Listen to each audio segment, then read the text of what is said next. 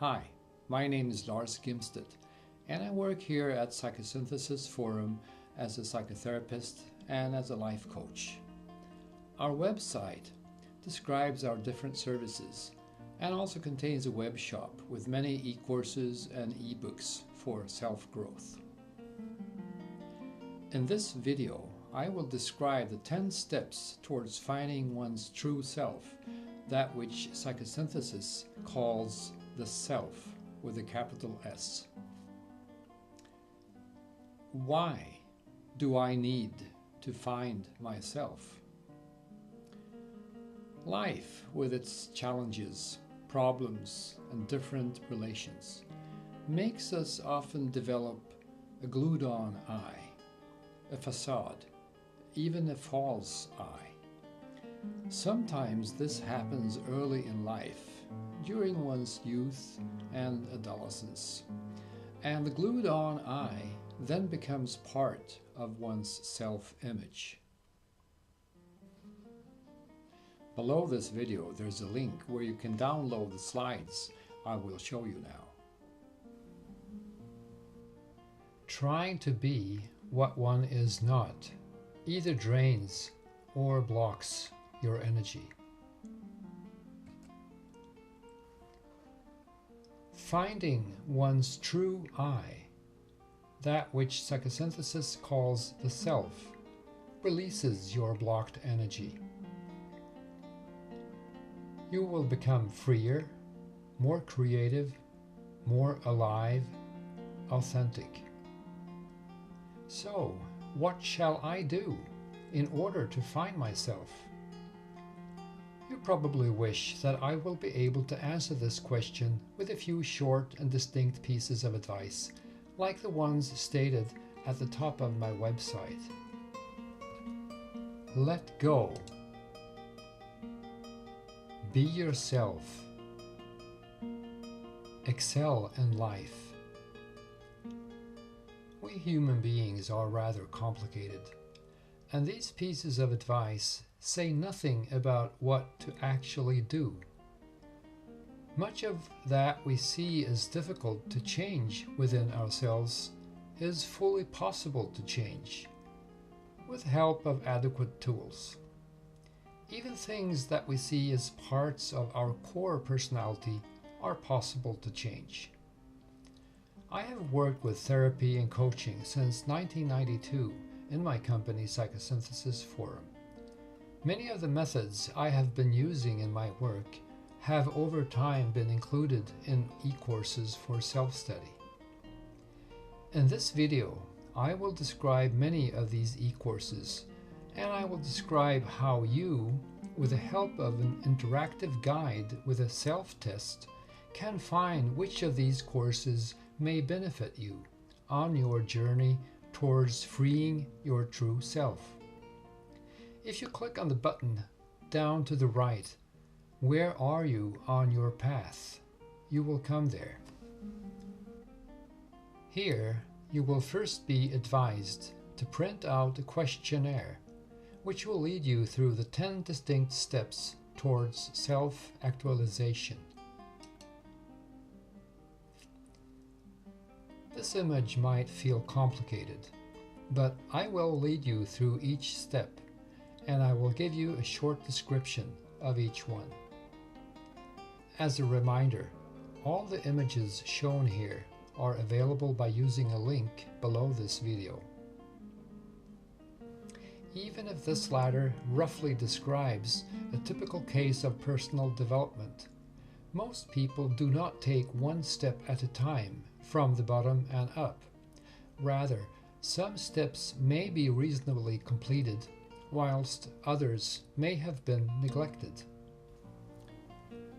A negative self-esteem is something one in most cases develops during one's upbringing, and it is sometimes caused by a negative attitude from parents, teachers, friends, or other important people in one's life. This negative attitude and the negative criticism it implies will over time sink down into the subconscious mind, where it transforms into self-criticism negative beliefs about oneself, poor self-esteem. This will become activated in specific situations or with specific people. This is the reason why the word context is included in the description of this level. The negative beliefs will finally form thought patterns that are like an old record that has become stuck and repeats itself over and over. It will be as if one hears an inner voice all the time reminding one of one's shortcomings. This works like true brainwash. On this page in the guide, there is, among other things, a description of a simple but efficient method that I have called the new record. By using positive affirmations during a period of 3 weeks, you can, if you do it diligently, change a poor and limiting self-esteem into a positive and empowering one. This method is also a form of brainwash, but it is positive, and it is one you consciously control yourself. The guide describes a number of other methods and e-courses for strengthening self-esteem. Level 2. Self-awareness. It is common to focus on why one ends up in negative situations, and this is a natural thing to do for most of us. This is also historically what has been the focus of many forms of psychotherapy. Even if it may feel good to have reached insights by exploring and talking about why one has become the victim of inner problems, and even if these insights might motivate one to work with oneself, the fact remains. Insights by themselves do not lead to change. Rather, becoming aware of how one's way of acting contributes to the negative outcome is the first step in the process of positive inner change. This process has 3 steps. The first step in any form of change is becoming aware. What is it in my way of acting or thinking that causes me to feel this way?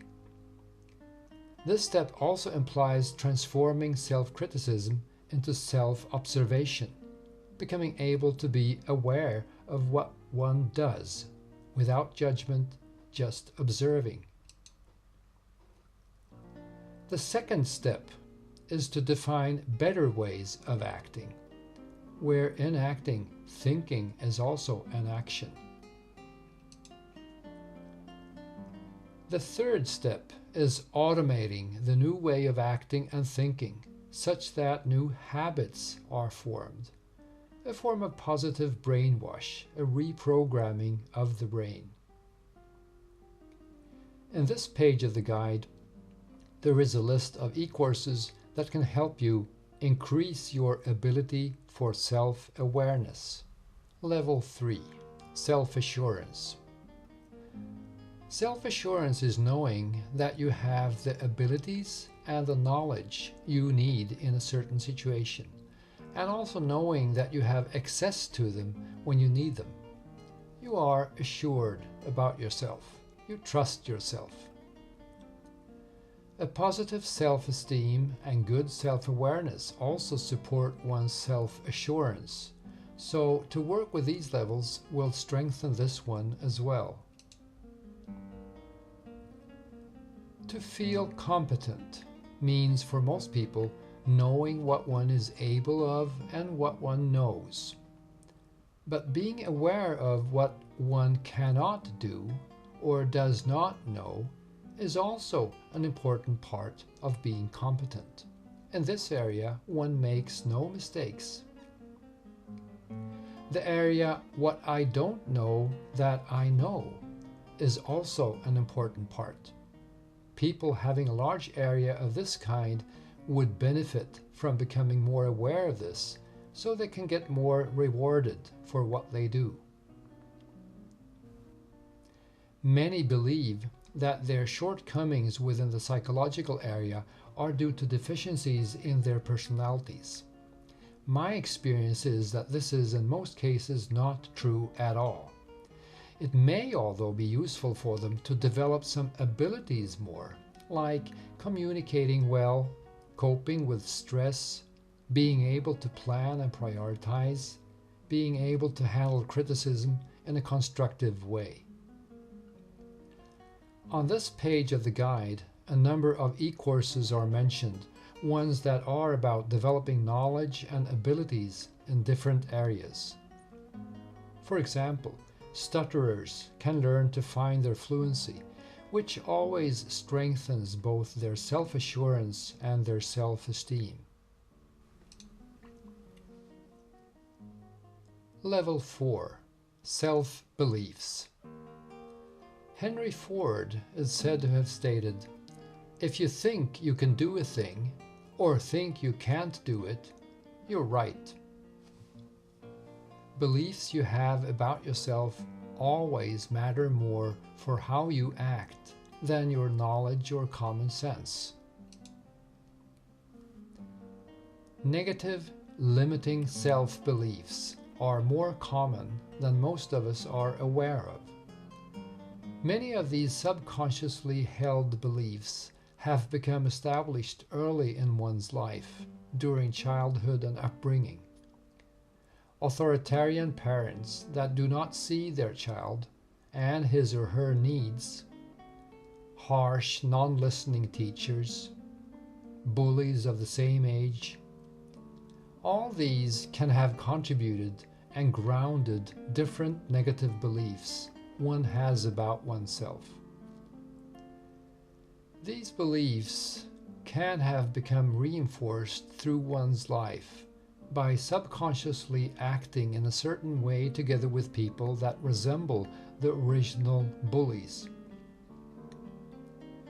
Inner beliefs are in most cases emotionally based, rather than based on rational thinking, and are often activated by subconscious images and thought patterns. Here comes an exercise that may illustrate this. So now, close your eyes.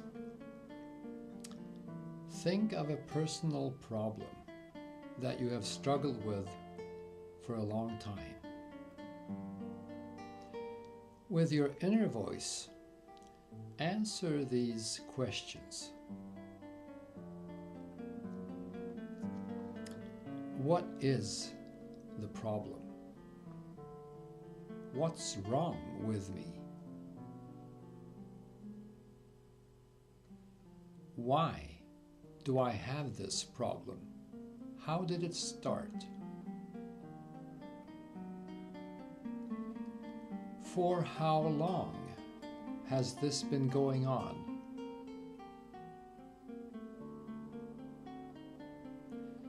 In which ways is this problem an obstacle in my life?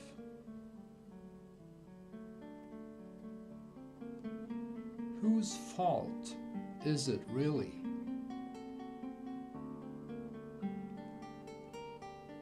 And finally, what are my worst memories of this problem?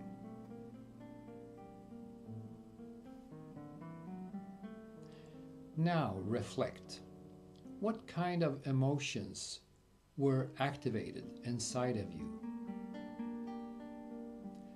How do these emotions affect you? Do they strengthen you, or do they make you feel powerless?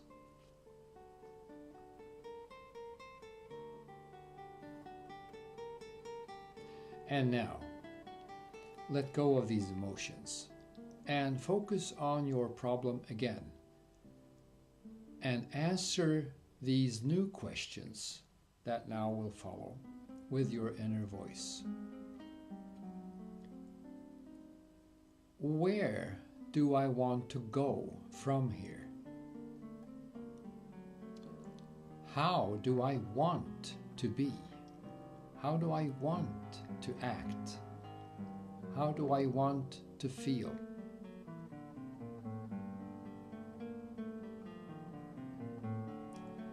When do I want to reach that?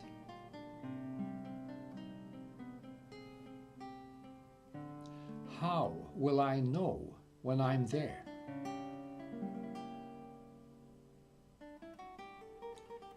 What more in my life would become better through a change like this?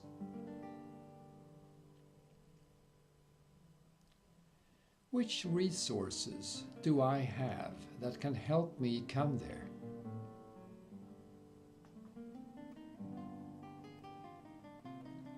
How do I want to use these resources?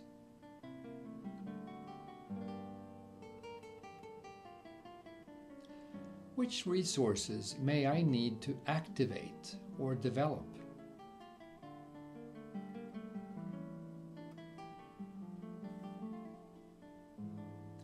And finally, what could the first step in this change process be? Now, reflect again. Which emotions were now activated inside? How do these emotions affect you? Compare this with how the former questionnaire affected you. This may have illustrated to you how different mental frames affect you. I call the first one the blame frame. The second one I call the results frame. This exercise is mentioned on this page of the guide, together with other similar e-courses. Level 5. Self-values.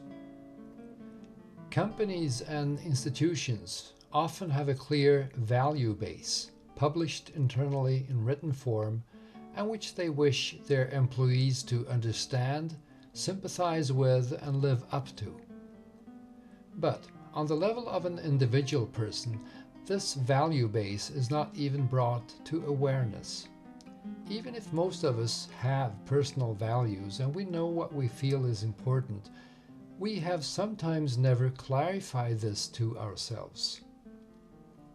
The consequence can be difficulties in asserting oneself against the opinions of other persons, against their personal values and needs, even when these come into conflict with our own.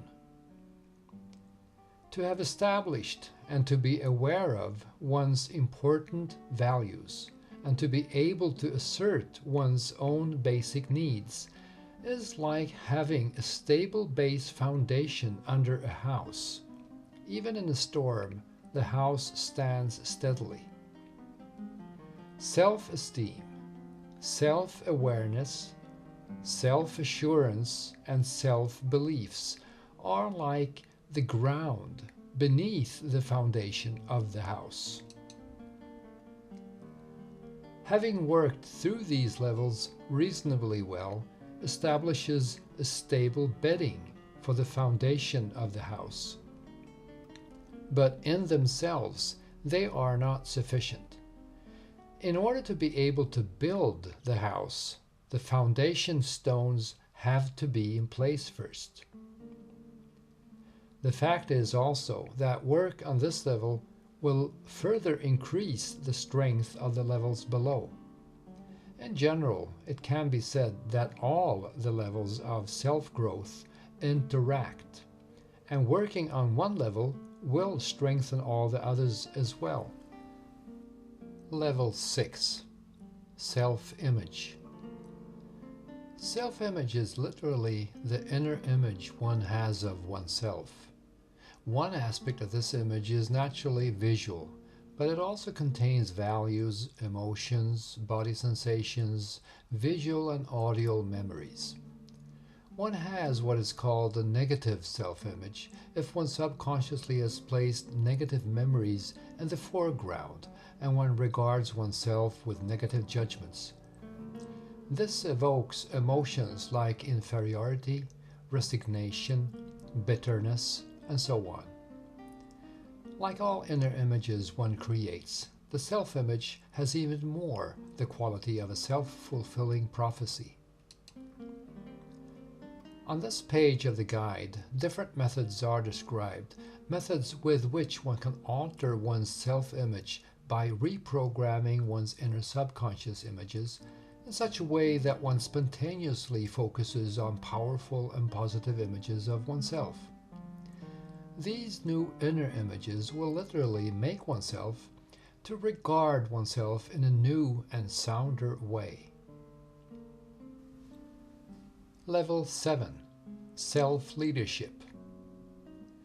Self-leadership works well in a person with a positive self-image and who knows what he or she values in life. Persons with a high level of self-leadership create positive and attractive goal images that feel motivating. A person with good self-leadership acts in a conscious way instead of reacting subconsciously. Good leadership implies good self-leadership.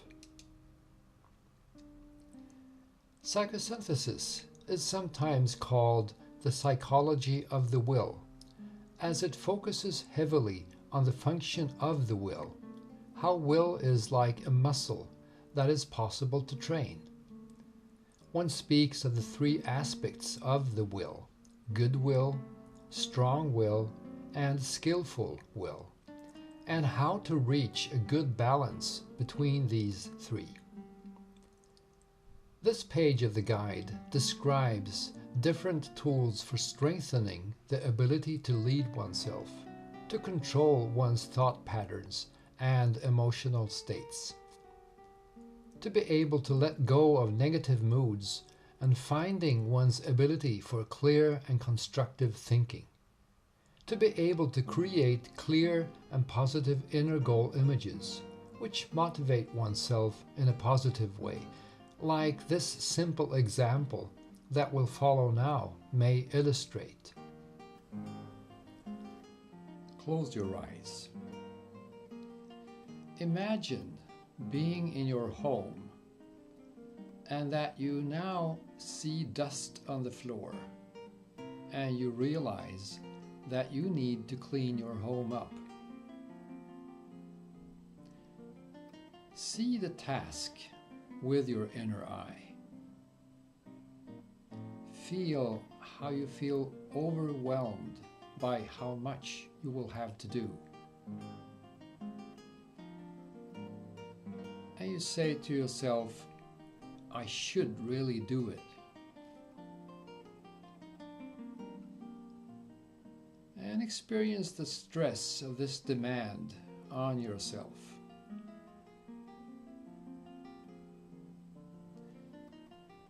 And now you see what will happen if you don't do it. And you say to yourself, I have to do it. And feel how your sensation of inner stress increases, etc., etc. This way you continue downwards on a constantly declining spiral. This is what we normally do. We use negative motivation. Now, in contrast, test a script for positive motivation. Close your eyes again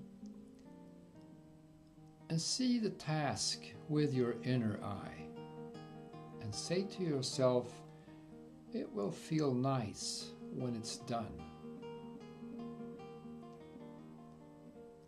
And imagine that you see it done and you see the positive outcome. And already now, allow yourself to experience how nice this will feel. And you can repeat these steps. You hear your inner dialogue. You see the positive result. and you feel the positive expectation.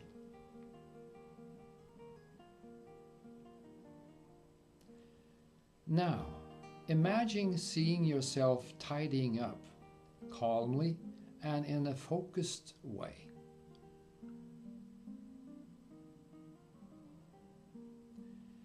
And now, just do it.